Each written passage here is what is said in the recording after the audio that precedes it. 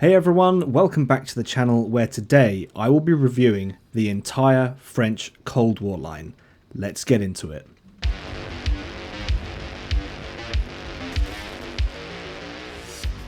Kicking things off then, we have the Batchat 25T, a personal favourite of mine at tier 10, but here we find it at the very bottom of Era 1.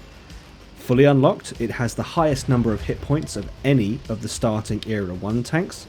Alongside that, it has a 6-shot autoloader, and with its top engine, it will hit 65 km an hour. That's not bad. I personally think this is a great tank for anyone new to the game. 6 shots means that you can have an impact on the game immediately, you'll feel like you've achieved something, which will only encourage new players to carry on, which is exactly what we want.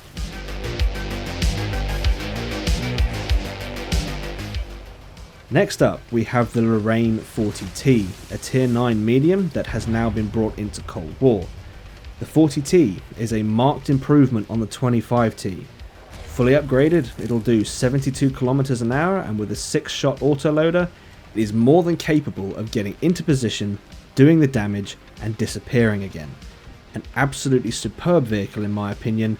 A nice little caveat to this one is that it has a 6% free XP boost.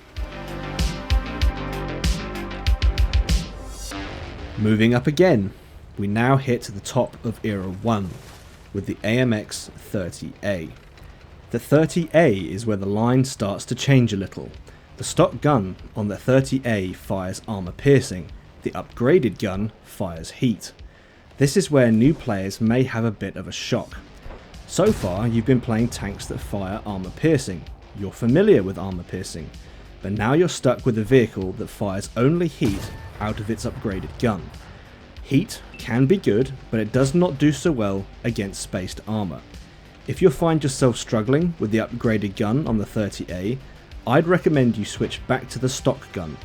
Not only does the stock gun come with armor piercing gold rounds, but it also has a higher DPM than the upgraded gun. The turret of the 30A is well angled too, so playing it hull down with the 8 degrees of gun depression is a great way to play this vehicle.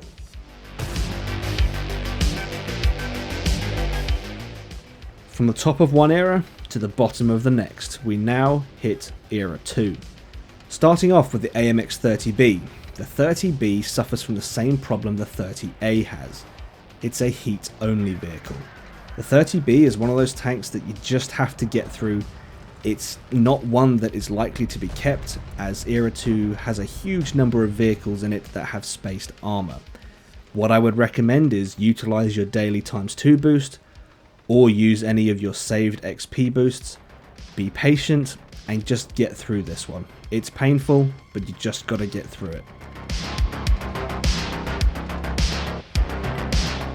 Next up, we have the AMX 30B2, which does start to show us that there is hope for this line.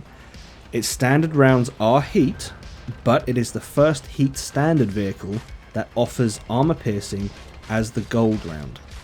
If you're tired of heat, if the 30B really has taken it out of you, spend a little extra silver and fire some armor piercing. If you do, you'll find the 30B2 grind less painful. And if you like fast mediums, this may be a keeper, as its top speed, unboosted, is 70 km an hour. This thing can shift, and that speed may well be what keeps you alive at times. So, keep that in mind when purchasing this vehicle. It may be a keeper based on the speed. Moving on up, we have now hit the top of Era 2 with the AMX 30B2 Brenus. From a stats point of view, fully unlocked, there is very little difference between the Brenus and the 30B2. The Brenus has 100 more hit points, coming in at 2700, and it has 408 meters of concealment, while the 30B2 has 406. So what do you get for the 7.23 million silver price tag? Spaced armor is the answer. With the spaced armor around the turret, you're more likely to bounce ATGMs, and other heat-firing vehicles, basically all the other AMX vehicles in the game, they're more likely to bounce off the spaced armor of your turret. So in a nutshell, the survivability of the Brenus is, in theory, higher.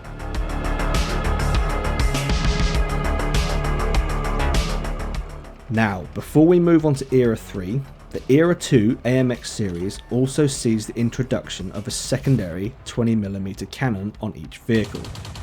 Use at your own discretion, although firing at the sides, rear and tracks is where you're likely to be most effective.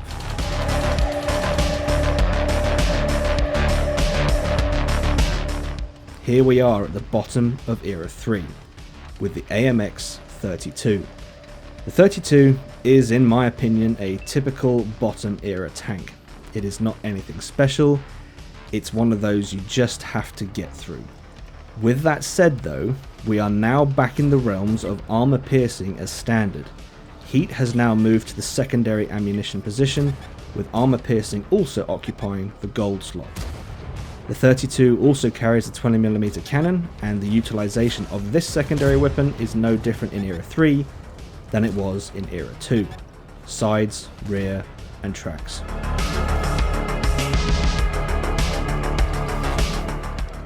Moving up again then, we have the AMX 40, the last tank in this line that is equipped with a 20mm cannon. The AMX 40 is a keeper in my opinion. Armor piercing is standard, a 20mm secondary, an unboosted top speed of 76 km an hour, which makes this thing bloody quick.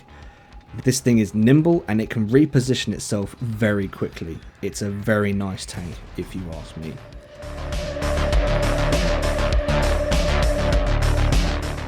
Moving up for the final time, we now arrive at the pinnacle of the French line, the long-awaited Leclerc. The Leclerc boasts the highest penetration on its standard rounds of all the top Era 3 heavies, and on top of that, it also has the highest DPM. I am yet to have a game in the Leclerc that I didn't enjoy. I think it's an absolutely fantastic tank, and it is a perfect way to top off the French Cold War tech tree grind. There are certainly some tanks in this line that are complete flops, AMX 30B, AMX 32, and the AMX 30A to some extent. It's certainly worth, well, all of these tanks, all of these flops, these tanks that aren't great, they are all worth the pain of grinding through them, because the Leclerc, well, what can I say? I think it's an absolutely brilliant vehicle. You've just got to get through the heat-only tanks, you've got to be patient with them, and the Leclerc will be your reward. It is a fine vehicle. Okay folks, that just about wraps up this tech tree review. If you've enjoyed this video, leave it a like, if not a dislike, subscribe if you haven't already, and I'll catch you in the next one.